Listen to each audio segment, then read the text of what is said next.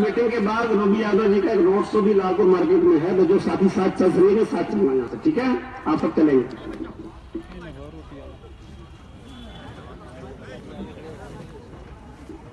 भैया प्लीज भारत माता की, भारत माता की।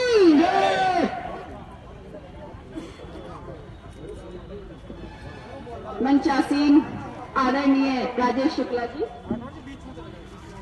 विपिन जी दीक्षा ग्रामीण मंडल अध्यक्ष, करण सिंह जी, कुंदन लाल खुराना जी, कमलेश जी, स्वतंत्र जी, राज गंगरेजा जी, श्रीकांत जी, प्रगट जी, रोहित कालारा जी, मीना जी, वंदना जी, सुधीर जी, अक्षय जी, विजेंद्र जी, रजित जी, मुकेश जी, गुलशन जी, तकी हाजी जी और हमारे भारतीय जनता पार्टी के यहाँ पर उपस्थित सभी कार्यकर्ता,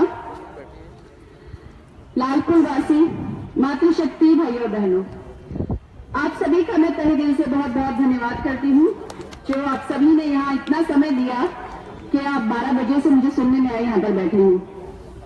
आप सभी से मैं सबसे पहले तो माफी मांगना चाहूंगी क्योंकि हमें थोड़ा सा समय विलंब हो गया, थोड़ा देर हो गई हम लोगों को यहाँ पर पहुंचने में, जिसकी वजह से आप लोगों को शायद थोड़ी तकलीफ भी हुई होगी बैठे रहने में। लेकिन आप लोग प्रेम पूर्वक इतने प्यार से बैठे हैं कि ऐसा लग रहा है कि आप लोग अभी बैठे हैं। इतने फ्रेश आप लोगों के चेहरे, लग ही नहीं रहा है कि थकान हो गई है।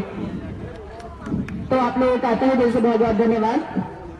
जैसा कि हमारे भाई राजेश जी ने आप सभी को बताया कि मैं उत्तर प्रदेश की बेटी हूँ और उत्तर प्रदेश की जो मिट्टी है उत्तराखंड उसी मिट्टी से निकला है। तो मैं और उत्तराखंड एक ही मिट्टी के हुए, और जिस तरीके से हम अपने बच्चों की परवरिश करते हैं, उन्हें बराबर की मानते हैं, बेटा हो या बेटी हो, तो उसी तरीके से उत्तर प्रदेश के जितने हकदार उत्तराखंड वाले हैं उतने योगी यादव भी हैं। और योगी यादव के लिए उत्तराखंड उतना ही इंपॉर्टेंट है, उतना ही दिल के करीब है जितना उत्तर प्रदेश है। तो इसीलिए ही मुझे लगा कि जिस तरीके से हम अपने बच्चों की देखभाल करते हैं और बुढ़ापे में जाके उनकी जिम्मेदारी हमारे प्रति होती है, तो इस उत्तराखंड की जिम्मेदारी भी मेरे लिए, मेरी जिम्मेदारी भी उत्तराखंड के लिए है। मुझे उत्तराखंड की मिट्टी ने यहाँ बुलाया है, और जब उत्तराखंड की मिट्टी ने मुझे बुलाया है, इस माँ ने मुझे बुलाया है, जैसे माँ भारती बुलाती है ऐसे उत्तराखंड की मिट्टी भी बुलाती है, क्योंकि देवभूमि है, यहाँ देवी देवताओं का वास रहा है। तो मुझे ऐसे लगता है कि मुझे यहाँ पर आना चाहिए और मैं आई। और क्योंकि मेरी ये जिम्मेदारी है कि जब उत्तराखंड तकलीफ में हो तो यहाँ की बेटी होने के नाते मुझे इस तकलीफ में उनके साथ शामिल होना चाहिए। उत्तराखंड में हूँ और जो हमारे भाई बहन सो गए हैं उनको जगाने आई हूँ। उत्तराखंड में कुछ बचा है, पूरा उत्तराखंड तो खोखला हो चुका है, अब खोने के लिए कुछ बचा ही नहीं, सिर्फ पाने के लिए बचा है। तो अपने देश में जो सरकार आप लेकर आए हैं, अपने राज्यों में भी वही सरकार लेकर आए जो हमारे देश का विकास करते करते हमारे राज्यों का भी विकास करें।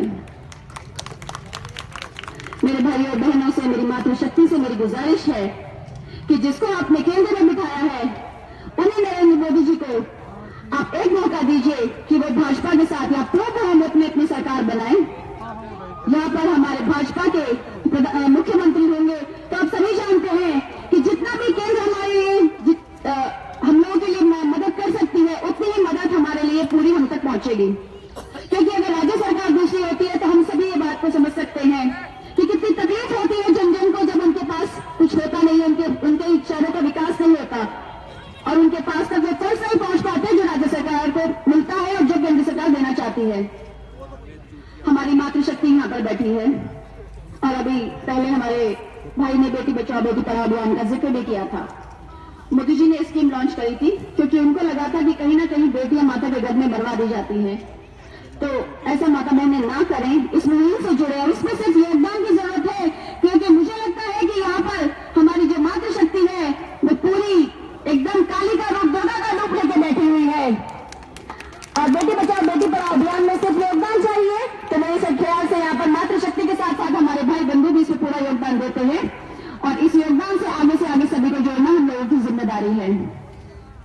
हमारे देश में, ये देश सिर्फ वो देश है पूरी दुनिया में जहां पे देवताओं से ज्यादा देवियों को पूजा जाता है, क्योंकि देवता तो खुद देवियों को पूजते हैं। और हमने देखा सुना पढ़ा भी पुराणों में कि यदि कोई भी संकट आया तो देवताओं ने हमेशा सलाह मशवरा देवियों से किया दिया, और यही परंपरा हमारे घरों तक चली आ रही है।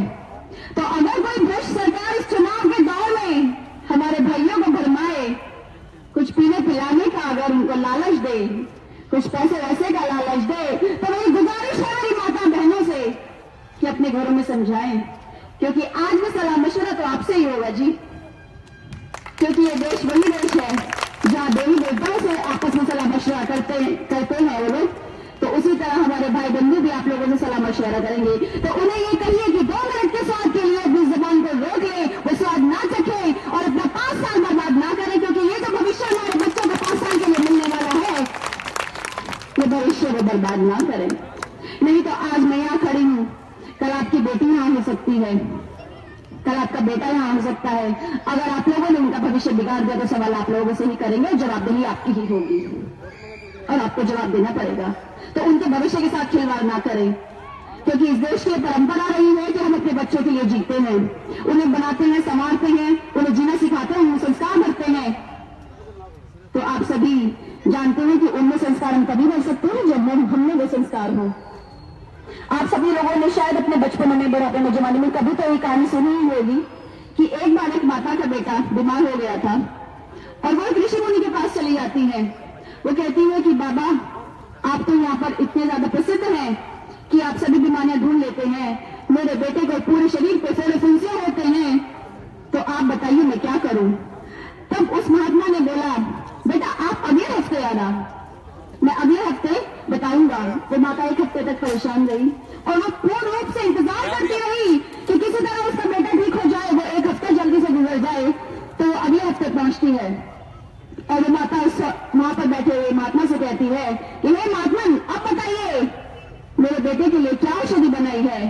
तो बोलते हैं, बिटिया अपने बेटे को बुलाओ। तब इस माता ने अपने बेटे को बुलाया। महात्मा ने सिर्फ उसके 2 शब्द कहे, बेटा तुम मीठा बहुत खाते हो तो गुड़ खाना छोड़ दो। अब वो माता कहती है कि महात्मा ये बात ही कहनी थी तो पिछले हफ्ते क्यों नहीं कह दी। तो इसके लिए इस महात्मा ने ये कहा कि बेटा मैं कह दे तब भी देता, पर जो चीज मैंने नहीं छोड़ी मैं छुड़वा कैसे देता। तो आप लोगों से मैं यही कहना चाहूंगी कि आप लोग थोड़ा सा अपना फायदा ना देखिए, थोड़ा सा नुकसान होने दीजिए, कोई बात नहीं, मगर 5 साल आपको समझ जाएंगे। जिनको आपने पहले चुना आप ही के बीच के हैं, आपका दर्द समझते हैं, आपकी तकलीफ समझते हैं। मैं आप लोगों से गुजारिश करने ही तो आई हूँ, आप ही की बेटी, आप ही की बहन हूँ, आप ही लोगों जैसी हूँ, आप ही लोगों के बीच में से हूँ। तो जब मुझे आपका दर्द, आपकी तकलीफ वहां दिल्ली बैठे समझ आ रही है, तो जो आपके बीच में से हमारे बड़े भाई राजेश शुक्ला जी हैं, उनके तो दिल में ये दर्द तकलीफ हमेशा ही होती होगी ना। तो आप अपने बीच के व्यक्ति को चुनिए और कमल के बटन दबाकर इनको विजय करिए, क्योंकि यदि आप इनको विजय करते हैं तो ऐसे हर क्षेत्र में भाजपा का झंडा लहराएगा, तभी राज्य सरकार भाजपा की बन पाएगी। और अगर भाजपा उत्तराखंड में अपना प्रचंड रूप से बहुमत लेकर आता है, मुख्यमंत्री भाजपा के होंगे, तो वो दिन दूर नहीं है कि जब हमारा राज्य पूर्ण रूप से ऐसा राज्य होगा जिसके अंदर पूरा डेवलपमेंट हो चुका होगा। क्योंकि अभी तक यहाँ पर प्रगति इसलिए नहीं हो पाई है, पब्लिक सेक्टर, प्राइवेट सेक्टर्स की बात बड़ी बड़ी करी जाती है, क्योंकि अभी पॉलिटिकली अभी तक कुछ ठहराव है ही नहीं, आना जाना लगा रहता है। ये सरकार ऐसी सरकार है जो 5 साल पूरे टिकेगी, अच्छे से काम करेगी और आपके दिलों में घर करेगी, मगर एक मौका तो दीजिए। जिस तरह से आपने इस सरकार को केंद्र में एक मौका दिया है, पूर्ण बहुमत से आप लाए हो, क्योंकि 60 साल तक जब हमने अपने देश के खून को, दूसरों को पीते हुए देखा है, तो हमारे दिल में जो तकलीफ हुई है, उसके बाद हम लोगों ने ठान लिया कि अब बस बहुत हुआ, अब सिर्फ भाजपा। तो उसी तरह आप अपने राज्यों में भी भाजपा लाएं, न सिर्फ उत्तराखंड बल्कि मैं तो यही कहूंगी कि पूरे हिंदुस्तान के हर राज्य में भारतीय जनता पार्टी होनी चाहिए, तभी पूर्ण रूप से हमारे देश को विश्वगुरु बनाया जा सकता है। क्योंकि नरेंद्र मोदी जी ऐसे पहले प्रधानमंत्री हमारे देश में बिहार फिलहाल के दिनों में इतने सालों में है कि जो कोई भी डिसीजन लेने में सक्षम है, कड़े से कड़े डिसीजन लेते हैं। वो परवाह नहीं करते किसी की, उनको किसी का डर नहीं है, उनको अपने परिवार के लिए कुछ बनाना नहीं है। अरे भाइयों बहनों, उनका तो परिवार ही हम हैं, देश की जनता ही उनका परिवार है, हम ही उनके बच्चे हैं। तो वो तो हमारे लिए ही करेंगे ना जो करते हैं। उनको क्या बनाना है अपने लिए, उनको एक पैसे का लालच नहीं है। लोग कहते हैं ऐसी सरकार आई है बिल्कुल फंदा कस रखा है, एक पैसा कमाने नहीं देते। अरे भाई जनता का पैसा है तो कमाने क्यों दें। हम भी तो टैक्स भरते हैं, हम भी तो इस जनता में हैं। हम पार्टी के होने से पहले इस देश के नागरिक हैं और हम सभी का ये फर्ज बनता है कि हम ऐसी सरकार चुने कि जो हमारे बच्चों के भविष्य को आगे बढ़ाए, क्योंकि हम लोग आगे बड़े हो रहे हैं, लेकिन हमारी जो आने वाली जनरेशन है उसको हम क्या लेके जाएंगे? ये तो हमें ही तय करना होगा कि अपनी आने वाली जनरेशन को, अपनी आने वाली पीढ़ी को हमें क्या देना है। एक अच्छा, साफ सुथरा, उज्जवल भविष्य, ये वही लड़कों की जिंदगी है। तो ये आप लोगों को तय करना है कि आपको क्या देना है। यदि आप लोग चाहते हैं कि उत्तराखंड का नाम हो, उत्तराखंड विश्व गुरु बनने में अपना योगदान दे, तो मुझे आप लोगों का स्नेह, आप लोगों का प्यार, आप लोगों का भरोसा चाहिए, जो आप राजेश शुक्ला जी में देखते हैं, इनको देते हैं, इनके ऊपर रखते हैं वोट के रूप में। तो आप लेना चाहें तो सिर्फ वोट दीजिए। आपका स्नेह, आपका प्यार, आपका सम्मान, आपका आशीर्वाद हम लोगों को स्वीकृत होगा, क्योंकि एक वोट ही तो है आपका जो इस राज्य को बचा सकता है। मैं इस मंच के माध्यम से आप लोगों से यही अपील करने आई हूं दिल्ली से कि आप लोग थोड़ा सा विचार करें, थोड़ा सा सोचें। जल्दबाजी में कोई कदम तकलीफ दे रहे हैं, डरा रहे, धमका रहे हैं, तो डरने की जरूरत नहीं है। आप लोग उतनी बड़ी तादाद में आप भगा सकते हो। लोगों की हिम्मत नहीं कि आपके हाथ टिक पाए, क्योंकि जो बाहर से आने वाले होते हैं वो तो उड़ जाते हैं। जैसे मैं यहाँ की बेटी होते हुए भी यहाँ पर आई हूँ, लेकिन मुझे तो जाना ही होगा ना। टिकेंगे तो सिर्फ हमारे भाई राजेश शुक्ला जी, जो आप ही के बीच में से हैं, जो आप ही के हैं और जो आप ही के लिए करेंगे, क्योंकि आप लोगों ने देखा है पिछले 5 साल उन्होंने ही किया है और आगे भी करेंगे।